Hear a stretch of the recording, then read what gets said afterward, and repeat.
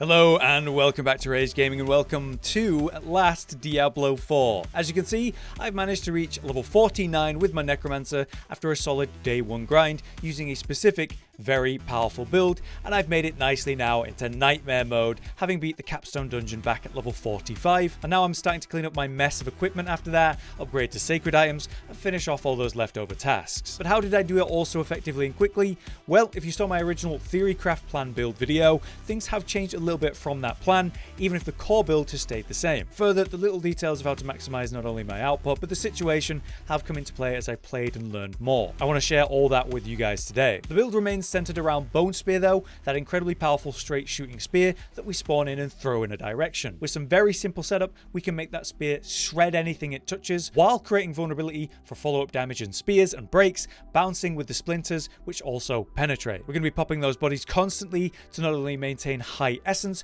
but high damage boost from that, even using corpses to pull packs of enemies into one spot, fully stun them for 3 seconds, and then blast them. That is wonderful, especially in Nightmare mode, where the enemies are very dangerous. As you can see, it's effective as hell in both AoE and single target, but does require a lot of essence to maintain very high levels of burst. But thankfully, through 2 early game aspects you can get, even while leveling, we can make this work and get the essence regen we need while leveling. As you can see here, I'm functioning well in a world tier 3 Nightmare mode dungeon, even though I'm only level 49, and this mode's meant for, 50s to 70s. Within Nightmare mode, we have 100% increased XP, way bigger goal groups, and the all-important sacred items, which take regular rares and legendaries and greatly boost their power, their stats, and skill levels. The problem is the massive danger and damage the enemies can pose when you're freshly entering these after the campaign. Knowing you have a build that can hang in that level of play is important, and this build can. Let's cover the talents, and as requested in the theory videos, I'll show you my leveling path as best I can,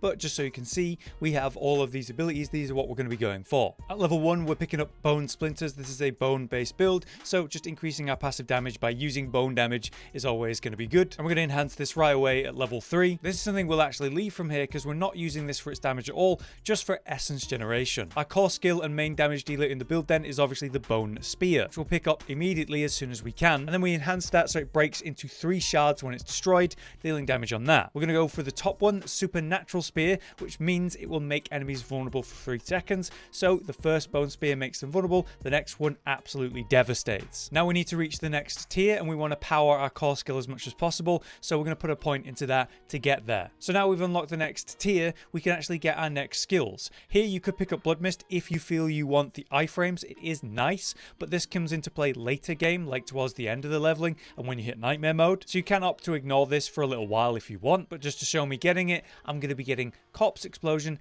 and Blood Mist at this level. Corpse Explosion allows us to target the corpses and pop them. We will of course enhance this to make the explosion wider, and then out of the 2 we're going to go for Plagued, because as part of this build we're pulling, we're slowing, and we're stunning, and so that's going to make Corpse Explosion deal massively increased damage to stunned enemies. The wombo combo we do works perfectly with that. But now we've got to actually fill up the Bone Spear to max out its rank. Now we're dealing the max damage we can from upgrading this skill. But now that's done, we really need to work on our essence situation, which is pretty expensive without any proper generation. That's where we're going to pick up Grim Harvest, because as you can see, every time we consume a corpse, we just get 3 essence. So as we AoE, we pop a load of these corpses and get loads of it back. This is a vital skill, and we want to max that out. Further, corpses are mega important, and Hued Flesh causes a 4% chance every time you deal damage to a target to spawn a corpse for free. That chance being doubled against bosses means every time you hit a boss, there's an 8% chance with just 1 level of this to spawn a corpse, which means you can pop it and get essence to keep DPSing, or maybe stun the boss using the corpse, as we'll talk about. But now with those points spent, we're finally down into this tree where we can finally pick up Corpse Tendrils, which is how we're pulling all the enemies together, and as we enhance it, we're going to slow them at the same time, and with Plague Corpse Tendril, we're going to make them vulnerable. The synergy is awesome with this build when it comes to vulnerability, and we're going to increase our vulnerable damage massively. We're not using this ability for damage though, we're never really going to upgrade this, but it pulls in packs of enemies and stuns them, leaves them vulnerable and exposed. That's where we can blast them. Also in this tree is where we mega enhance our bone skills. All of these are awesome, but we only have so many points, so we're going to get the most efficient ones. Firstly, Serration. 3 out of 3 on that is incredibly important. Increased critical strike chance for each 10 essence we have upon cast, 100 or higher. It just means we're getting really good critical strike chance, making it more likely to happen. 3 out of 3 on compound fracture by comparison then means when we critically strike 10 times with our bone skills, we just get this 15% increased damage for bone skills for 5 seconds. So you're powering this up and then you go ham when that procs. Lastly, for 3 out of 3 we go for Evulsion, and there it is. Our critical strike damage to vulnerable enemies is up from bone skills by 18%. So we make them vulnerable, then we smash them. As I will explain, this is a sacrifice build, so we're not using minions, we're making ourselves mega powerful, which is very nice for leveling when your minions just die annoyingly. For that, we're going to take 1 level standalone to actually unlock Memento Mori, which enhances the power of our sacrifices. The sacrifice bonuses are up by 60% thanks to this, which is obviously major. Now we finally reach our key passive. Of course, we're going for Ossified Essence. 1% increased damage for each point of essence you have above 50 when casting a bone skill. So our bone spear can deal 50% increased damage if we're at 100 essence or even higher, thanks to this key skill. It's insane. And this is why having high essence when you're casting your abilities is important. Now we can just pick up our ultimate. We're going to go for Bone Storm. Of course, we've got so many ways to increase bone damage. Why not make our AoE strong as hell? Of course, we'll then enhance it with the Prime and Supreme. So while it's active, we have 20% increased critical strike chance, which is awesome. Now we can come back up the tree and start spending the leftover points. For example, we're dealing a lot of damage through Corpse Explosion, so we're going to go ahead and max that out at this point. Once we've maxed out this, it's finally time for us to pick up the absolutely insane passive up here that ultimately costs so much essence but makes us deal way more damage. We at this point should be in control of our build because of our aspects and all of these passives, that we're generating enough essence now to validate this pickup. But to get it, we're going to have to pick up this, increasing our maximum essence by 3, and then we can finally go for 3 out of 3 on Imperfectly Balanced. This means we straight up, with our core skills with Bone Spear, 15% more damage permanently. But that costs 9% more essence to use. So picking this up late when we have all of our generation abilities, of course, that's why we do that. We level up Hued Flesh at this point to 3 out of 3 because that's going to make boss fights so much easier. 24% chance every time you attack them to spawn a corpse. That means we can manage our essence and CC much more consistently in those fights. At this point, if you've not picked up any renown somehow, you should have only 2 points left, and that would put you to 50. You could pick up defensive options, or you could go more offensive. With more offensive, Fueled by Death is obviously amazing. Every time we pop a body, we get 6 seconds of increased damage, and as we're constantly doing that in this build, well then maxing this out is going to be amazing. 9% increased damage for 6 seconds every time you pop a body. That's awesome. At this point, it's just kind of utility and defensive options with your remaining points as you get your renown and so on. I would recommend Necrotic Carapace, finishing off your standalone, maybe maxing and finishing off your max essence. These utility options matter a lot less, but defensive options are something I would strongly recommend as you're going into Nightmare mode.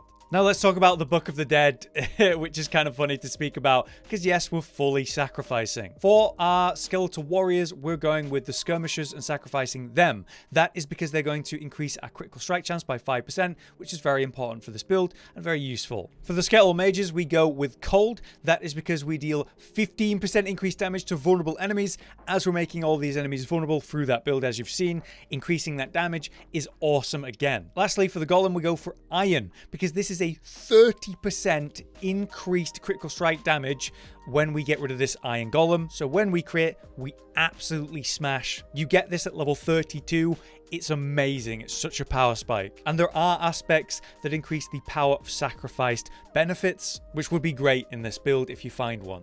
Next up, let's talk about equipment and aspects to cover what we've been talking about, that we really need a lot of essence, and that comes from aspects as well as the main powerhouse that's going to increase the power of our core ability of Bone Spear. The primary damage aspect then is Splintering aspect, which has our Bone Spear turn enemies hit beyond the first hit vulnerable. So yeah, through the build, the Bone Spear makes the first hit vulnerable for 3 seconds, and then the enemies behind it, they're vulnerable for 1.5. You're spreading that vulnerability massively. Then the shards that break up after, they deal 50% bonus damage to vulnerable enemies and also pierce them. So the more you spread vulnerability, the more AoE this becomes, as well as bursty. The problem with this one, as you can see, is it comes from the Gulran slums in the Dry Steppes. If we zoom out on the map to the west side, you can see the Dry Steppes here, and this is the area it's speaking of. From the main city of Kyoto, we come west and into the first area of the dry steppes and head northwest. As we come up here, you'll find the hidden overlook waypoint. The dungeon we're speaking of is right here, the Gulran Slum. Problem is, you cannot do this immediately because it's tied to Act 3 of the main story of the campaign. Eventually, you will come to Gulran,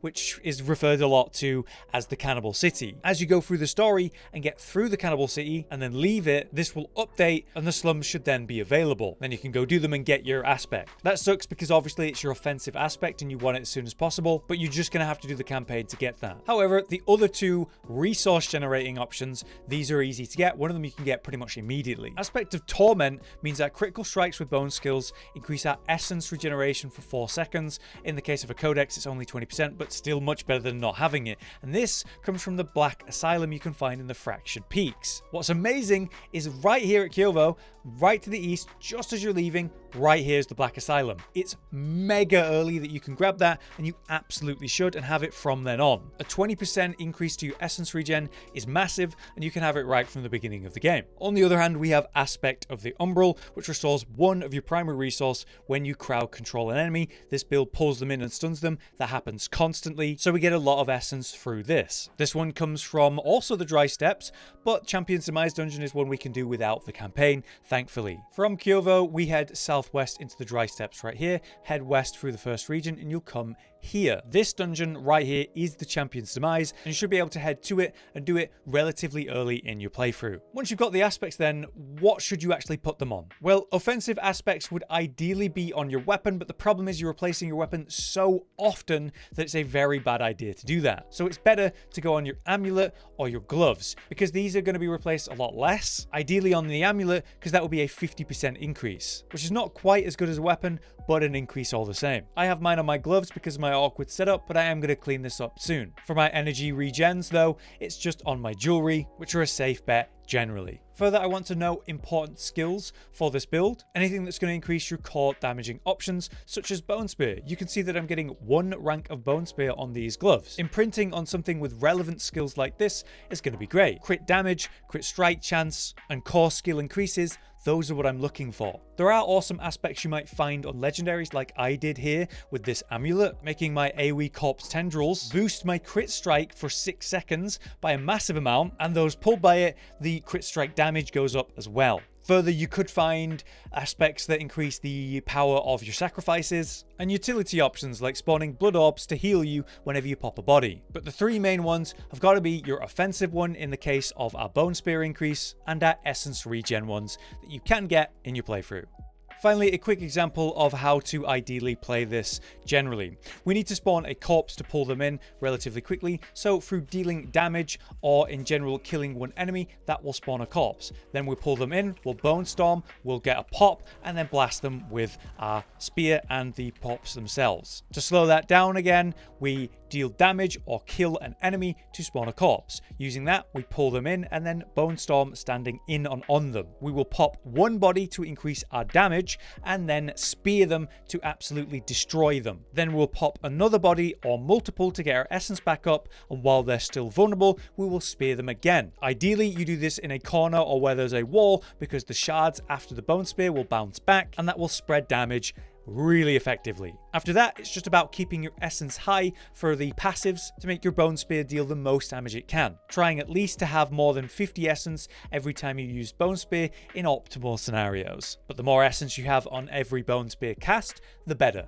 But there you have it. That is our build and the thing that I've been doing to blast through the levels in day 1. Now I'm getting underway in nightmare mode. I'm cleaning up my gear and I'm going to start blasting my way to 70 and beyond. For that, I'll be working on my Paragon and further details, and I'm sure I'll be back to let you guys know what I've been doing and advise you on that. For now though, I hope this information and build and general advice helps you in your leveling. If you have any extra tips for Necromancer, you can drop in the comments. You might help someone. But until next time, I've been Hollow, you've been you. Thanks for watching.